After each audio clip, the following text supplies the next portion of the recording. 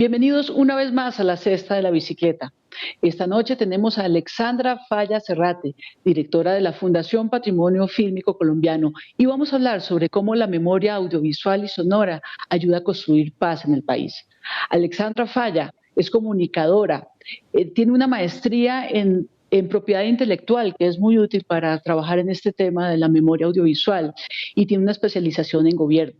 Además, ha sido directora de la Radio Nacional, directora de comunicaciones de Transmilenio, directora operativa de el Canal Capital, y en los últimos años, directora de la Fundación Patrimonio Fílmico. También ha sido profesora como 20 años. Todo el mundo le dice la profe Alexandra. Alex, bienvenida a la Cesta de la Bicicleta y bienvenida una vez más a mi casa. Tatiana, muy buenas noches, muchísimas gracias por esta invitación. Siempre me emociona muchísimo estar en Canal Capital porque me siento en casa y bueno, en esta oportunidad para hablar de un tema realmente fascinante, conmovedor y mágico como es el tema de la memoria audiovisual.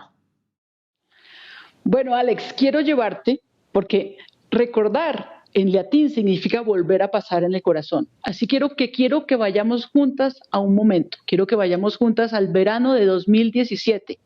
Estamos en Bolonia, en la plaza central de Bolonia, y transcurre el Festival de Cine Ritrovato, que es el festival de cine restaurado. La plaza está llena de gente, es de noche, y en la pantalla se ve como si fuera sido producida hoy mismo Tiempos Modernos de Charles Chaplin, y hay una orquesta sinfónica sonando.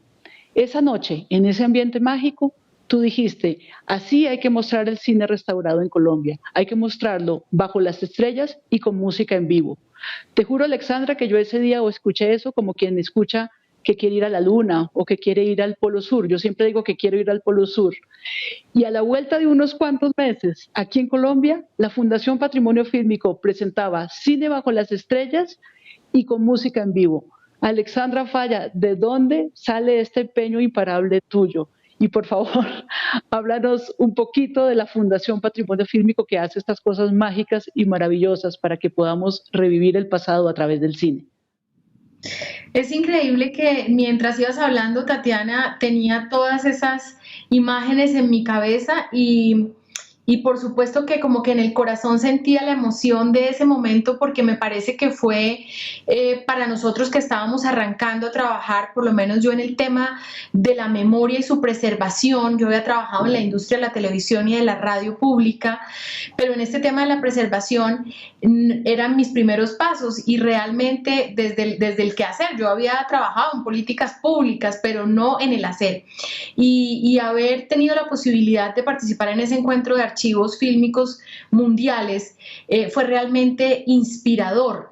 Fue como yo quiero llegar allá. Y bueno, yo creo, Tatiana, que sin duda alguna tiene que ver con mi temperamento que de alguna manera tiene un componente caribe muy grande. Entonces yo tengo mucho entusiasmo siempre y creo que hay un elemento permanente en mi vida y es la pasión infinita por lo que hago. Cuando trabajo en televisión lo hago con una pasión infinita, cuando lo hago en radio trabajo con una pasión infinita, cuando trabajo en lo público siempre todo le pongo como esa tenacidad que nos brinda el amar lo que hacemos. Yo creo que ese es el quid del asunto. El huracán Falla. Alexandra, son 30 años de la Fundación Patrimonio Fílmico. Cuando tú la recibiste, pues esta era una institución que llevaba batallando contra viento y marea para preservar solo películas, solo cine. Quiero que le hables un poquito a la gente sobre esta larga trayectoria, sobre las dificultades de esta fundación que nace como una iniciativa privada y que con el tiempo empieza a tener más aceptación en el sector público hasta convertirse en una entidad respaldada también por el sector público que cumple una función pública. Háblanos de estos 30 años de la fundación. Bueno, ya son 30 y tantos. La fundación se crea en 1986, como bien lo dices, por una iniciativa privada, pero con el apoyo de la institucionalidad que rodeaba el tema del cine en Colombia. Y allí hay que mencionar personajes como Claudia Triana, allí hay que mencionar personajes como Jorge Nieto, allí hay que mencionar personajes de la cinematografía colombiana que tuvieron ese empeño y esa visión de, bueno, ¿qué vamos a hacer con el cine que ya se ha hecho en Colombia? ¿Cómo lo vamos a preservar? ¿Cómo vamos a lograr que las nuevas generaciones conozcan esa memoria y audiovisual, esa historia de nuestra filmografía que es tan extensa? Es que fíjate, Tatiana, que la gente cree que la historia del cine se remonta a la estrategia del caracol o se remonta a Cóndores no entierran todos los días, como a estos clásicos del cine colombiano que conocen las personas más jóvenes, pero realmente nosotros estamos haciendo cine desde 1915. Entonces es una historia de una riqueza impresionante y el trabajo que ha hecho la Fundación durante estos 30 y tantos años es absolutamente titánico. Hoy hay un trabajo casi culminado de restauración, de digitalización y restauración digital del cine silente, que creo que es un gran paso y un gran avance porque es como una edad de oro del cine colombiano, y hay películas restauradas como Garras de Oro, como Bajo el cielo antioqueño, como Alma provinciana, como La tragedia del silencio. Es decir, hay una cantidad, tanto que tenemos una colección de cine silente colombiano que es fantástica y que además tiene un texto explicativo que contextualiza la producción de ese tipo de películas en la década del 20, tan importante para el arranque del cine en Colombia. Entonces, yo creo que la labor ha sido una labor titánica. Hoy la Fundación tiene se está acercando a las 300.000 unidades de soportes de cine y video, porque obviamente de manera muy rápida, cuando empiezan a desdibujarse esas fronteras formales y académicas del cine y la televisión y la tecnología y la práctica nos empiezan a mostrar otro camino, pues la Fundación empieza también a recibir material en video, y hoy tenemos una gran cantidad de soportes analógicos que están en video. Entonces son casi 300.000 unidades con la historia del cine y de la televisión colombiana. Tenemos un 10% restaurado, no es un porcentaje como el que quisiéramos, pero evidentemente estamos en esa batalla de poder aumentar los volúmenes de digitalización y de hacer lo más importante, de poner al servicio de la ciudadanía este trabajo tan maravilloso de preservación de la memoria. Bueno, yo recuerdo en el año 92, estando yo en mi primer semestre de historia, recuerdo oír a Jorge Nieto con esta idea de crear una fundación para que guardara las películas que se estaban dañando en los sótanos, y todo el mundo lo miraba como si estuviera loco, como si fuera un alienado. Y sin embargo, cuando terminé la carrera, ya una compañera mía y yo misma hicimos parte de la investigación en esa sede que quedaba como cerca a la Cinemateca, o no me acuerdo por dónde, era una sede donde me acuerdo, no sé por qué En siempre me la acuerdo Jiménez con que... décima. Era una sede además espectacular, un poco kitsch, pero que tenía Sí, una magia particular y obviamente pues era un lugar encantador, pero no tan adecuado para el tema de la preservación y de la conservación. pero mira, fue la primera vez que yo vi en mi vida uno de estas estanterías que se corrían sobre corredoras, entonces se abría y se abría el espacio y que había un montón de películas y ¡brum! Se cerraba y quedaba chiquita. Claro, estas bodegas o estas oficinas no tenían las condiciones de temperatura, los sistemas, los mecanismos contra incendio, el control de humedad que se requieren. Me voy a detener un poquito, Alexandra, para explicarle a la gente de qué hablamos cuando hablamos de restaurar cine, que la gente o restaurar video. ¿Qué es eso de restaurar? Pues claro, las películas se van dañando y los videos, y después vamos a explicar cuál es la diferencia entre el cine y el video, se van dañando con el tiempo. Les habita un hongo que se apodera de ellas y las va dañando, se las va comiendo literalmente.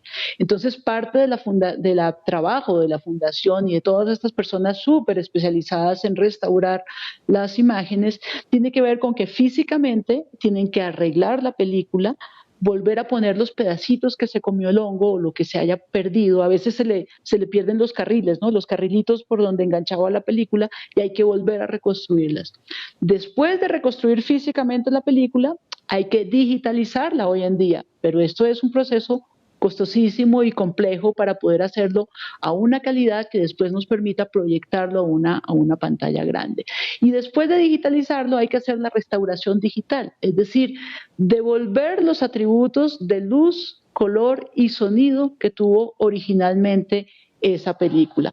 Por eso hablamos de restaurar para poder salvaguardar y preservar esta memoria para siempre, porque los registros que están ahí son irrepetibles. Una imagen del año 1915, como acaba de decir Alexandra, o de principios de siglo, no hay cómo volver a tenerla de ninguna manera. Por eso es un patrimonio. Alexandra, hablemos del momento en que la Fundación Patrimonio Fílmico deja, o no solamente se dedica a preservar el cine, sino que entra a ser el custodio y el guardián de la memoria audiovisual y sonora de la radio y la televisión pública junto con RTBC, proceso que tuve el honor y el privilegio de acompañar junto a ustedes. Sí, yo creo que era en desarrollo del trabajo y de la experticia de la Fundación en todos esos elementos que tú has mencionado también, Tatiana, desde el tema de la conservación y de las bóvedas bioclimáticas con control de humedad, con control de temperatura a una altura especial, con ventilación especial. Luego de lograr como todo ese cambio en la infraestructura, yo creo que la alianza entre el sistema de medios públicos RTBC y la fundación era como una alianza natural. En algún momento la RTBC Sistema de Medios Públicos dona una partecita de su terreno para que la fundación le conserve todo su material fílmico, porque recordemos que el anterior INRAVISIón tenía laboratorio de cine y algunos programas de televisión se hicieron también en formato cine.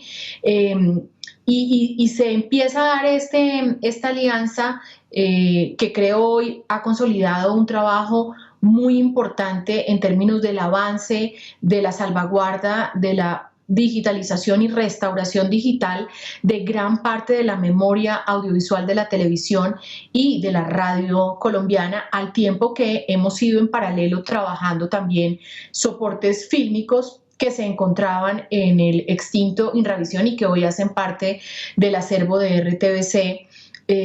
Sistema de medios públicos. Ha sido realmente un trabajo maravilloso. Yo creo que el balance es altamente positivo, no solamente en términos del volumen de intervención que se ha logrado, sino en otro elemento que a mí me parece importante subrayar y que tiene que ver con la integralidad de la intervención. Es decir, hemos hecho una intervención que no solamente tiene el tema que arranca desde la limpieza externa, que ese pedacito te faltó, es decir, limpiar la cinta de manera interna, luego hacer una limpieza externa, luego hacer una limpieza interna de la cinta, ver dónde la cinta puede detectar esos problemas que puede tener la cinta. Luego pasar ya al tema de la captura digital y después todo el proceso de restauración que se hace a través de los software en el momento de la postproducción. Entonces, realmente yo creo que el avance que hemos tenido es un avance, insisto, no solamente importante en números, sino integral, porque no solamente hemos abordado esos temas técnicos, sino que también hemos hecho análisis jurídico sobre las obras que son objeto de la restauración digital, pero también hemos hecho circulación. Exactamente, también hemos hecho circulación y socialización de esa memoria audiovisual. Por eso fuimos a Puerto Inírida, por eso fuimos a San Jacinto, por eso fuimos a Valledupar, a hacer estas devoluciones simbólicas de la memoria audiovisual que hace parte de la historia regional del país. Colombia es un país de regiones y nosotros no podemos olvidarnos de ese elemento. Entonces ha sido, además, no solo digitalizar, sino también catalogar, es decir, ¿qué quiere decir catalogar? Quiere decir que yo digitalizo, es decir, paso el soporte análogo a el mundo digital. Pero además, cuando lo paso al mundo digital, traigo toda una información que yo puedo encontrar aquí, información asociada a ese soporte. ¿Quiénes están allí registrados? ¿En qué periodo histórico? ¿En dónde están reunidos? Es decir, hay una información o técnicamente una data asociada a ese producto audiovisual que se digitaliza. ¿Por qué es importante eso? Porque es lo que posteriormente nos permite hacer búsquedas y nos permite encontrar lo que necesitamos. Entonces yo digo, necesito, por ejemplo, firmas de procesos de paz en Colombia. Y cuando yo le meto esas palabras, pues lo que voy a encontrar es un resultado en una base de datos de qué materiales audiovisuales hablan de esa temática. Entonces, ha sido una experiencia, para cerrar la pregunta, muy interesante, un aprendizaje valioso porque ha sido una construcción conjunta la que hemos tenido en este convenio y yo creo que además de eso, insisto, es una intervención de un tamaño y de una integralidad que sin duda alguna no tiene precedentes en América Latina en términos de un acervo tan valioso como el de la radio y la televisión pública colombianas.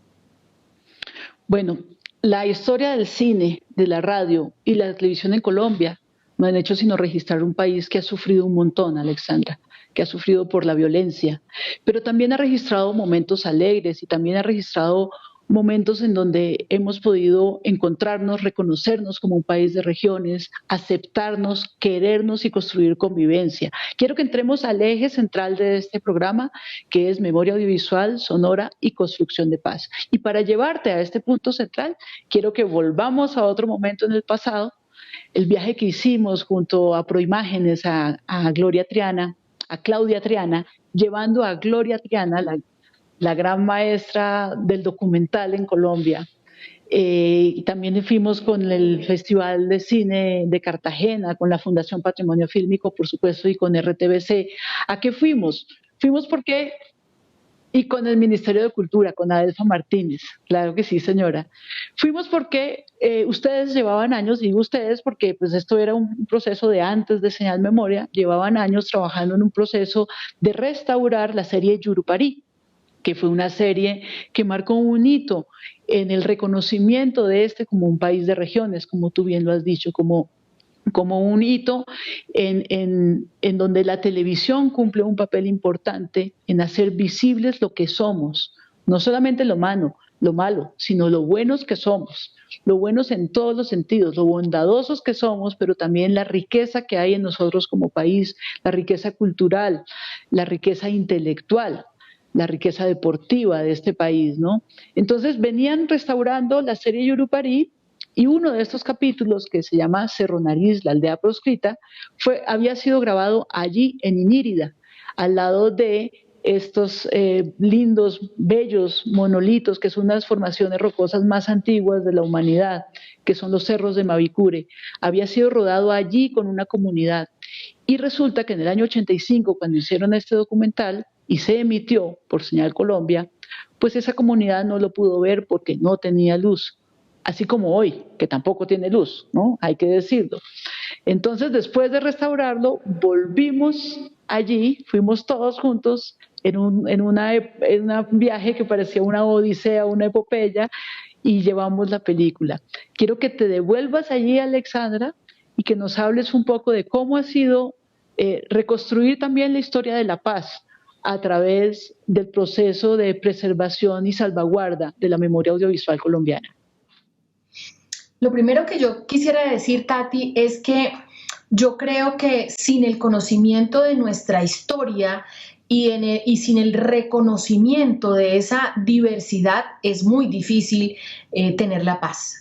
Yo creo que es fundamental ir al origen e ir a la historia para encontrar esos puentes que a veces se quiebran, que a veces se rompen y que no nos permiten juntarnos unos con otros.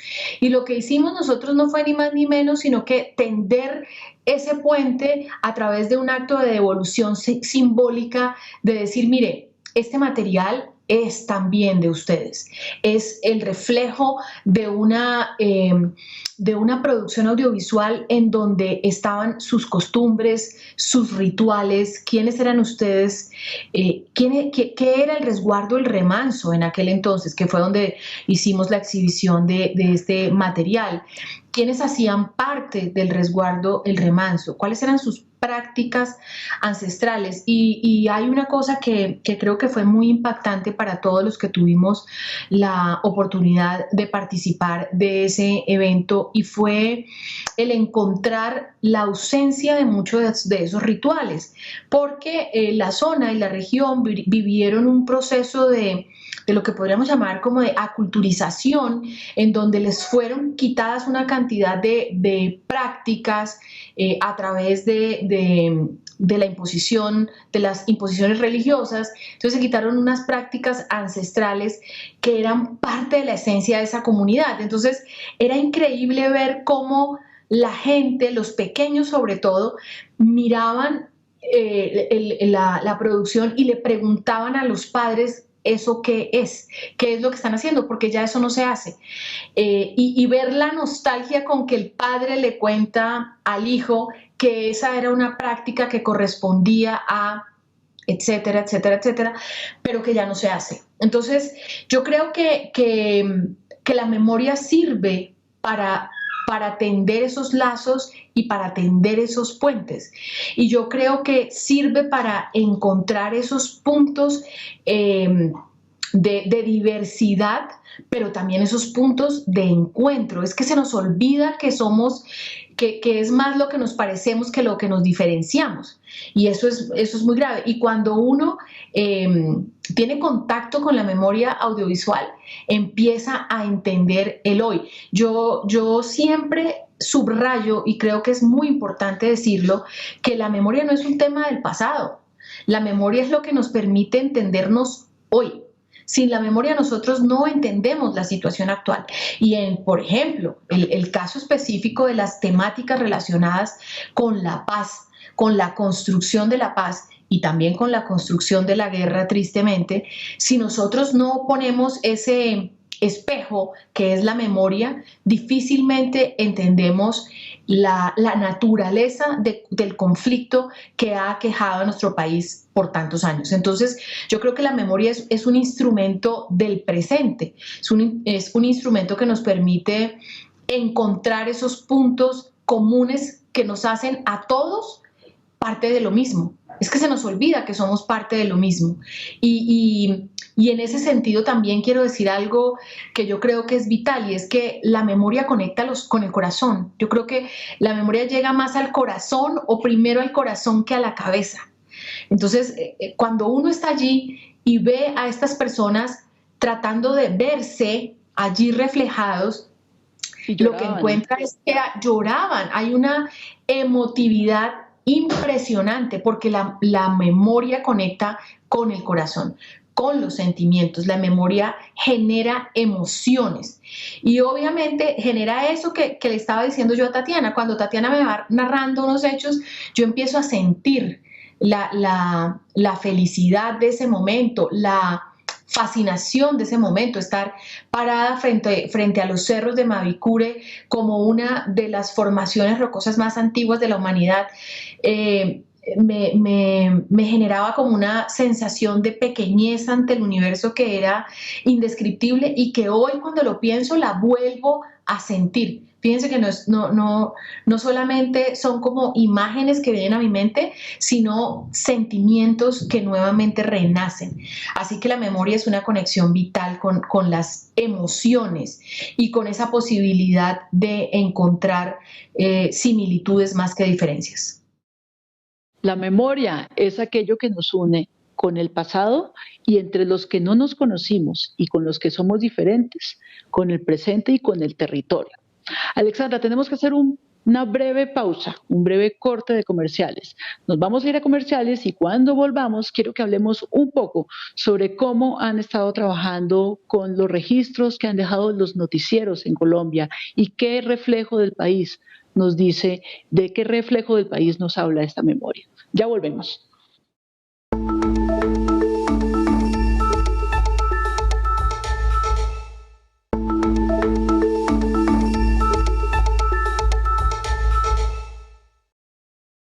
Bienvenidos nuevamente a La Cesta de la Bicicleta, hoy con Alexandra Falla Serrate, directora de la Fundación Patrimonio Fílmico Colombiano. Hablamos sobre cómo la memoria audiovisual y sonora ayuda a construir paz en Colombia. Alexandra, bienvenida nuevamente. Quiero que hablemos un poco sobre el trabajo, sobre el documental que acaban de lanzar ustedes, que recoge momentos increíbles, difíciles, dolorosos, que quedaron registrados en los noticieros colombianos durante las décadas de los 80s y 90s, si no estoy mal. Háblanos de este proyecto, por favor. Bueno, el proyecto Días de Noticia tiene que ver con un trabajo que hemos venido haciendo. Creo que tú participaste en una de esas producciones y es la resignificación de los archivos a partir de nuevas producciones audiovisuales. Es decir, ¿cómo hago yo para coger esos archivos y resignificarlos en una nueva producción audiovisual que implica, por supuesto, una nueva lectura de esos relatos audiovisuales y que implican una nueva narración que nos permite entender, contextualizar esa memoria audiovisual? En ese orden de ideas hemos hecho varias cosas. La primera de ellas, en la que digo tú, creo que nos acompañaste, Tati, fue La Paz Posible, porque estábamos en una coyuntura de sentirnos temerosos de firmar un acuerdo de paz, ¿no? Como unas dudas frente al tema del acuerdo, y fue muy interesante hacer un análisis retrospectivo frente a la paz que ya habíamos logrado en muchos escenarios previos, firmas de acuerdos previos que habían sido exitosos y que habían terminado con la conversión de esos movimientos guerrilleros en grupos políticos de gran importancia para el país. Entonces, este tema del trabajo con los archivos en nuevas producciones siempre ha sido como una búsqueda de la Fundación. Y en esa misma línea trabajamos también el tema de los noticieros. ¿Por qué los noticieros? Los noticieros tienen varias condiciones que son interesantes. Primero, a través de los noticieros y de los medios informativos, yo hago una lectura de la realidad, una lectura de lo que pasa en el país. Una lectura que, por supuesto, tiene miradas que no son puramente objetivas, sino que tienen que ver con miradas políticas, con perspectivas, también la tecnología ha tenido una incidencia en cómo se cuenta una noticia, si hay mayor o menor participación del televidente o del usuario del noticiero. Entonces, el noticiero tiene muchas cosas interesantes. Nos cuenta además cómo se ha transformado esa puesta en escena de las noticias, cómo hemos pasado de una voz en off muy formal, muy distante, que busca distancia del público al que está informando, a unos grandes escenografías en donde un director de un noticiero, que es una figura carismática que entra en contacto con el público, se pasea por los pasillos de la redacción, habla con los periodistas, habla con el público, pero además invita al público a participar en el noticiero y hay secciones dedicadas a que el público hable. Entonces, a mí me pareció que era muy interesante poder ver esa transformación, y nosotros teníamos un elemento único, que son los noticieros cinematográficos de la década del 40 y de la década del 50. Eso no lo tenía nadie. Entonces dijimos, qué maravilla poder hacer una historia de los noticieros, arrancando por los noticieros de cine. ¿Por qué se presentaban noticieros antes de arrancar las películas? ¿Qué era ir a cine? Porque ir a cine, como sigue siendo, era un acto social. La gente iba al Faenza o al México también a mostrar sus galas, a relacionarse con otra gente. Entonces, era un evento ir a cine.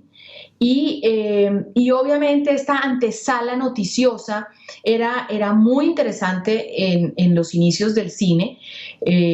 Quizás a nosotros nos tocaron otras épocas. Yo alcanzo a recordar pequeña el noticiero de Transtel de los alemanes.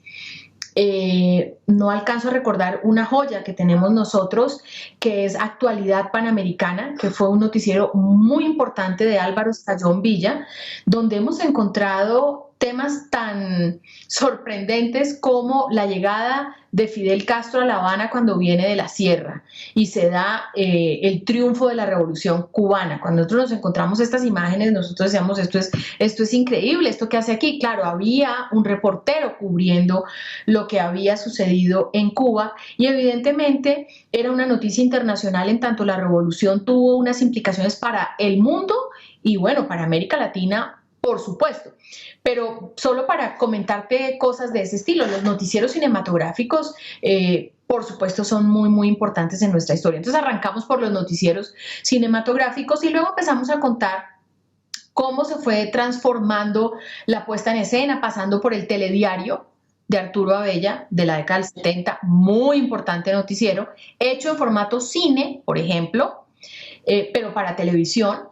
¿Cómo arrancó ese tema de la editorialización en las noticias? Porque Arturo Abella hacía editorial, opinaba sobre los hechos noticiosos.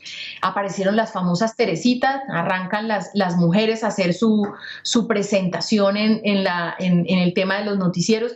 Entonces, las Teresitas, sí. Entonces era un tema fantástico y realmente fue tan maravilloso que estamos ya terminando la parte 2 de Días de Noticias porque se nos quedaron temas por fuera. Se nos quedaron, por ejemplo, cómo se han venido consolidando, desarrollando y creciendo los noticieros regionales, que son importantísimos. Cuando uno mira el rating de un canal regional, se da cuenta que el mayor pico está en las noticias. Claro, ¿por qué? Porque resulta que el noticiero de Bogotá no te cuenta lo que pasa en la Pedro de Heredia, el trancón que hay en la Pedro de Heredia y por qué está el trancón en la Pedro de Heredia, en Cartagena. Entonces, obviamente, aunque los noticieros nacionales han hecho un esfuerzo ingente por cubrir los temas de las regiones y los temas locales de las regiones colombianas, pues es muy difícil. Entonces, los noticieros regionales tienen una fuerza, han crecido, tienen una gran audiencia. Y ahí dijimos, ay, nos faltó el tema de los noticieros regionales. Después dijimos, no hablamos tanto de la tecnología, cómo la tecnología cambió el mundo de las noticias. Ahí contaba un reportero una anécdota divertidísima, Tatiana, que yo no alcancé a vivir porque yo no arranqué trabajando en medios, ni el periodismo era como lo mío, pero él contaba que cuando llegaban notas internacionales tenían que ir al edificio de Telecom, porque Telecom era desde donde se recibían las noticias internacionales. Y contaba cómo... ¿no? Claro, no, estos eran internacionales y recuerda que contaba algo que ha partido la historia en dos, que era la antena de Chocontá, la que nosotros vemos cuando viajamos a Boyacá, porque pues obviamente eso fue como el gran avance del momento. Cómo había que llevar el noticiero a Inravisión porque se emitía desde Inravisión. Los noticieros no se emitían desde los estudios propios, sino desde Inravisión, porque era el operador público. Entonces, ver cómo se fue transformando todo este tema fue muy, muy interesante y yo creo que, claro, encontramos el registro de hechos noticiosos muy dolorosos de la historia del país, que fíjate, Tati, que es un tema particular, generalmente son los más demandados por los usuarios. Es decir, ¿qué demandan los usuarios? Todas las historias ligadas a Pablo Escobar, al narcotráfico, la toma del Palacio. Sí, la toma del Palacio de Justicia, sí, a veces es más protagonista la guerra que la paz. Y cuando hicimos el documental La Paz Posible, nos dimos cuenta que también había muchos momentos de paz, muchas construcciones alrededor de la paz, pero esas son menos visibles, desafortunadamente. Sí. Porque además son actos cotidianos, porque la paz no se construye solamente en los acuerdos, que ese es todo lo que proponemos en la cesta de la bicicleta. La paz no son solo los acuerdos, la paz son todas las cosas que hacen las personas, como la gente que dirige la Fundación Patrimonio Fílmico y que trabaja en la Fundación Patrimonio Fílmico, la gente que tiene editoriales, han pasado por aquí ya artistas, han pasado periodistas, han pasado gente como tú, que con su trabajo diario común y corriente construye paz. En este caso, la paz se construye dando acceso público a esta memoria audiovisual y sonora, aunque sea dolorosa para el país, pero así se construye, porque nos permite ver en el espejo lo que somos, lo que nos avergüenza y lo que no queremos volver a hacer, pero también lo que nos enorgullece. Alexandra, vámonos al segundo corte. Nos vamos a ir a una pausa de mensajes de interés y cuando regresemos, quiero que hablemos de la relación entre la memoria y el afecto. Ya volvemos.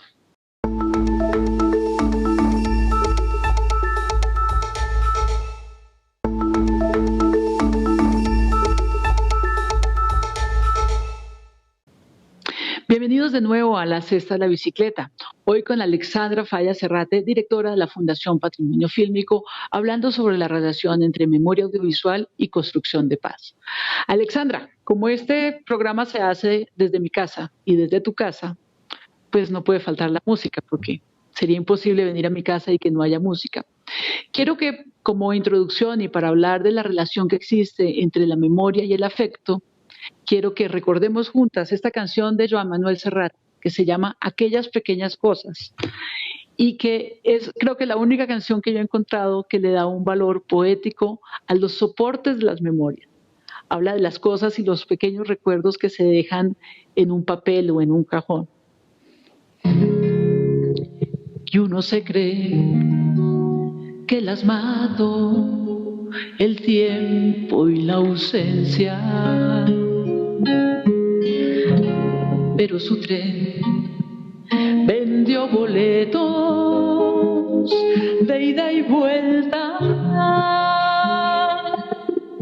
Son aquellas pequeñas cosas que nos dejó un tiempo de rosa en un rincón, en un papel o en un cajón, como un ladrón que acecha detrás de la puerta. Nos tienen tan a su merced como hojas muertas que el viento arrastra allá o aquí, que nos sonríen tristes y nos hacen que lloremos cuando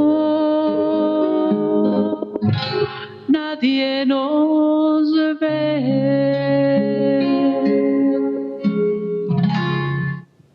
Alex, ¿por qué es tan importante la memoria para el afecto?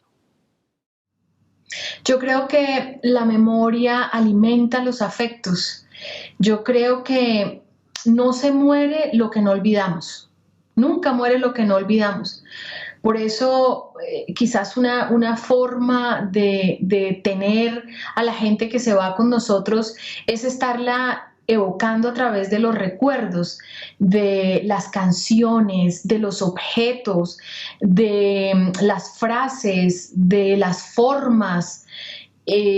Yo creo que la memoria tiene una conexión muy grande con los afectos, con las emociones, y creo que tú y yo hemos sido testigos de eso. Yo me emociono mucho, con frecuencia y hasta las lágrimas con películas, con objetos, con fotografías que me evocan momentos específicos de mi vida, tristes, alegres.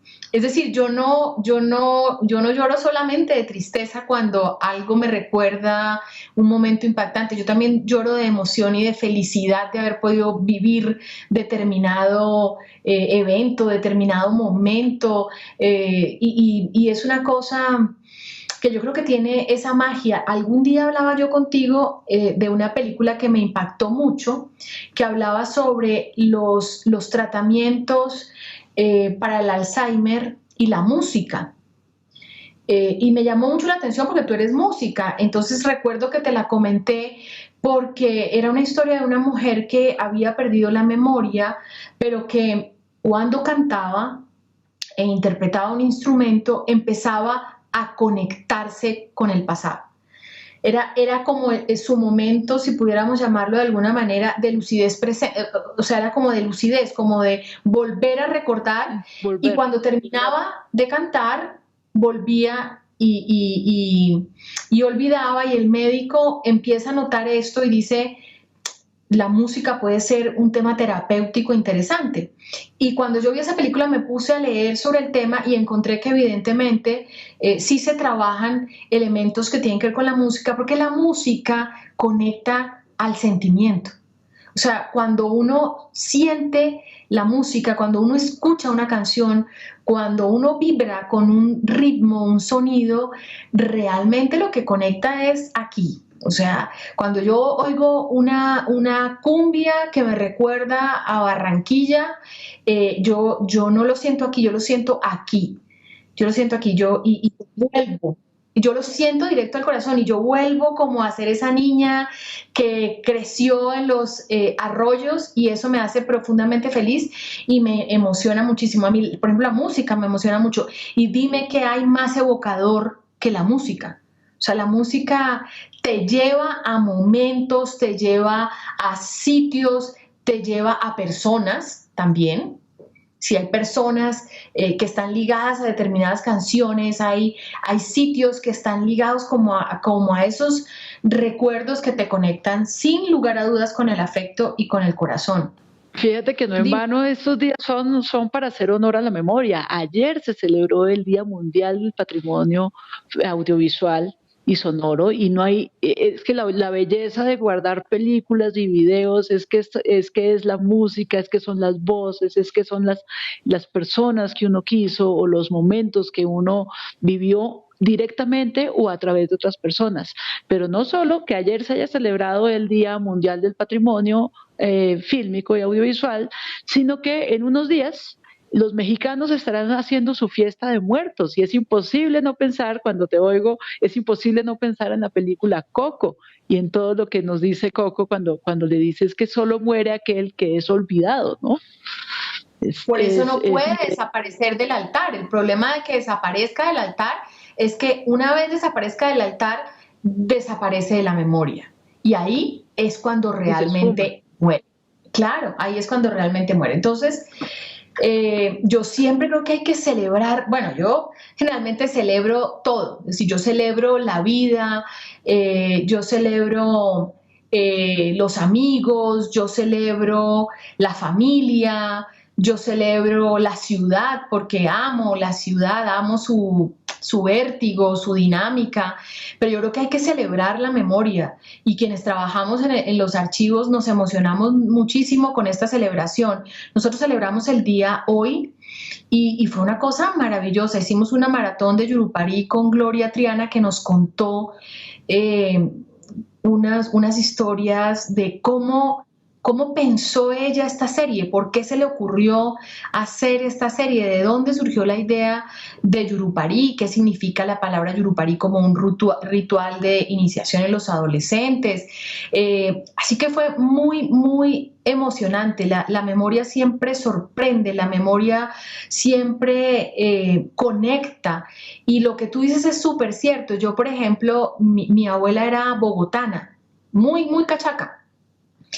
Y cuando yo veo imágenes de la Bogotá de los 30 y de los 40, siempre me parece devolverme en el tiempo y estar sentada a sus pies oyendo las historias de la Bogotá de la época, el septimazo como el paseo maravilloso, lo que significaba ir a Monserrate, lo lejos que quedaba Fontibón, la emblemática Iglesia de las Nieves, el barrio Las Cruces, en donde ella nació. Entonces, fíjate que por eso digo que la memoria siempre nos llega al corazón y siempre nos liga con algo. Yo me ubico de inmediato así sentada, escuchando sus historias de esa Bogotá de esa época. Nunca la viví, pero la viví a través de sus recuerdos. Y cuando yo veo esas imágenes, de una me voy a sus recuerdos. De una, viajo a sus recuerdos. Por eso es tan importante el 27 de octubre, no había dicho, dije ayer, pero el 27 de octubre se celebra el Día Mundial del Patrimonio y para todos los que trabajamos directa o indirectamente o en la producción de contenidos o en la salvaguarda de contenidos, es la oportunidad para recordarle al mundo que la memoria es importante, que lo que guardan en los celulares, que lo que han registrado en sus cámaras, que lo que tienen en sus computadores es muy importante porque es el vínculo que nos va a juntar con otras generaciones y nos va a permitir entender qué es lo que somos. Por eso es tan importante el papel que hacen todas estas instituciones, porque no es una, son muchas, como dijimos hace un rato, es el Ministerio de Cultura, es Proimágenes, es la Autoridad de Televisión, que hoy es parte de, digamos, está incorporado en las funciones del MINTIC, es toda esta gente. La Cinemateca de Bogotá. La Cinemateca de Bogotá, del distrito, lo que hace IDARTE. Esto es una cosa que se hace en colectivo, no lo puede hacer una sola persona. Eso es lo bello que tiene la memoria, siempre será un trabajo colectivo que es fundamental para existir. Y como es fundamental, Alex, y como nos queda tan poquito tiempo en el programa, quiero que dediquemos estos últimos minutos a hablar del futuro, porque la gente se imagina que la Fundación Patrimonio Fílmico está anclada ya en un pasado nostálgico, en unas películas de cine guardadas en unas latas, y cuando uno va allá resulta que lo que se encuentra es como una nave espacial llena de tecnología.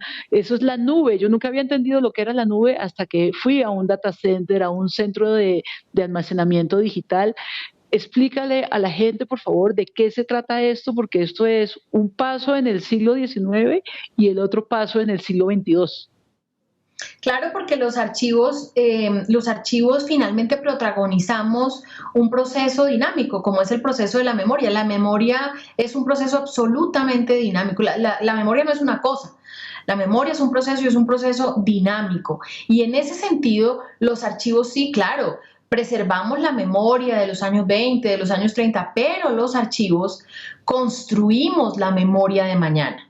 Y resulta que con todos los inconvenientes que podamos tener hoy en la digitalización de algunas cintas que pudieron haber sufrido por los elementos que mencionaba Tati inicialmente, del síndrome de vinagre o pérdida de negativos o cosas de ese estilo, los soportes analógicos han mostrado una fortaleza impresionante. Nosotros estamos hoy restaurando películas digitales de hace 30 años y las películas se ven en 2K y 4K y se ven perfectas.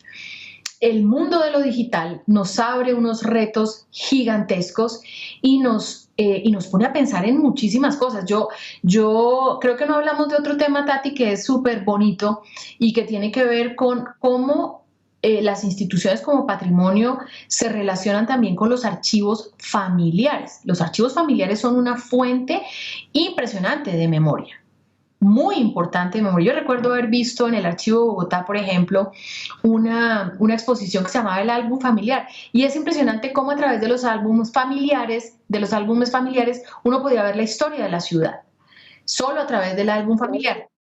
Alex, esa es mi preocupación siempre que le digo a la gente, pilas con lo que guardan en el teléfono, pilas con lo que guardan, porque es que hoy en día eso es muy efímero.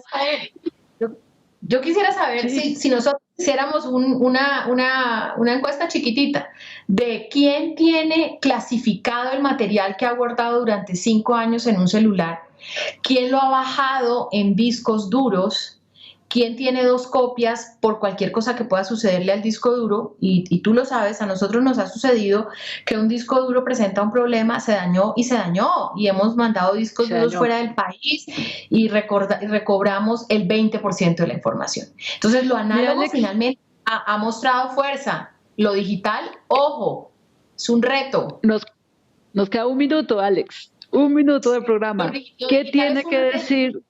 Sí, lo digital es un reto y por eso inauguramos este año el Centro de Almacenamiento Digital, que quiere decir que todo eso que tenemos que teníamos digitalizado en discos duros, en cintas LTO, la estamos ingestando a un servidor para tener por lo menos 2 o 3 copias de un mismo material, que es lo que dictan los estándares internacionales.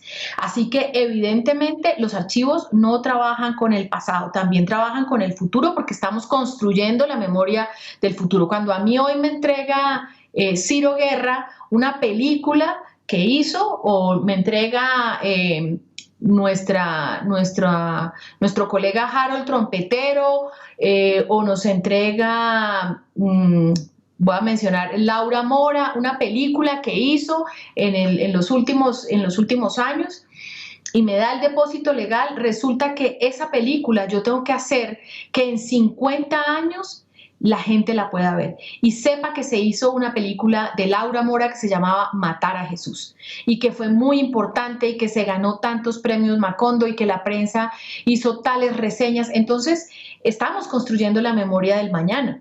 Y toda la información alrededor de esa producción audiovisual. He puesto el ejemplo de Matar a Jesús de Laura Mora por ser una película de producción reciente, o de Daniel Abad, y todas las películas que tienen que ver, por ejemplo, con archivo. Entonces, fíjate que estamos construyendo esa memoria, tenemos el reto de construir esa memoria y tenemos el reto de que esos soportes digitales puedan ser preservados de la mejor manera para que en 50 años nuestros hijos, nuestros nietos puedan ir a consultar este momento de la historia.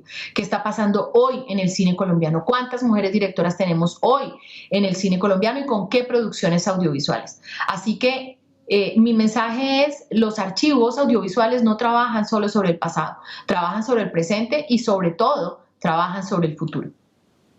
Lo que hay es futuro para la memoria y para la Fundación Patrimonio Fílmico. Alexandra Falla, como siempre, se nos acabó el tiempo y nosotros tenemos un montón de temas para hablar, pero no se puede porque se acabó el tiempo del programa. Muchísimas gracias a ti, muchísimas gracias al equipo enorme y caluroso de la Fundación Patrimonio Fílmico. Muchísimas gracias a todos los que hacen posible preservar y salvaguardar para siempre la memoria, el espejo de lo que somos. Bienvenida siempre a la cesta de la bicicleta.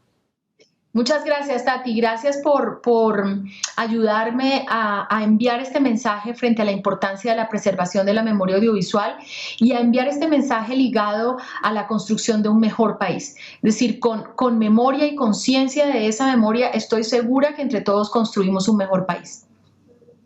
Así será. Muchas gracias, Alex.